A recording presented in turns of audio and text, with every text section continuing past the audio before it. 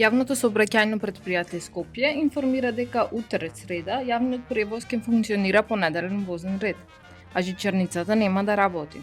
Дежурни од 7 до 14 часот ќе бидат билетарниците на транспортен центар и таа во Ѓорче Петров.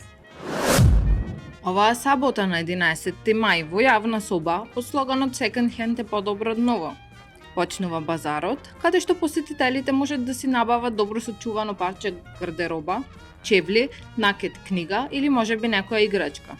Ке има многобројни штандови со разноразни парчиња кои дефинитивно заслужуваат втора шанса.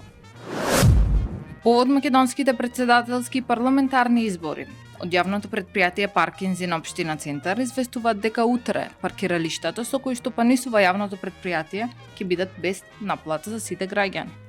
Дирекцијата на јавното предпријатие Паркинзи на општина Центар во катната гаража Судска палата нема да работи. Редовната наплата за паркирање на паркиралиштата и работењето на дирекцијата ќе продолжи на 9.5.2024 година со вообичаено работно време. Во неделата вечерта во градски автобус на подрачјето на Карпош 23 годишен скопјанец бил физички нападнат од две повозрасни лица.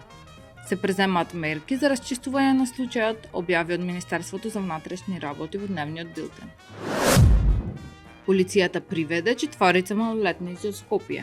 Тие се сомничат дека на подрачјето на центарот со закана со предмет од 20 други малолетници одзеле пари. Со малолетниците бил извршен службен разговор, а парите биле пронајдени и ќе бидат вратени на собствениците. По целосно документирање на случајот против нив ќе биде поднесена соодветна пријава. Таму е Скопје, град мој љубав лише, што ми расте сни. Вечно ќе ја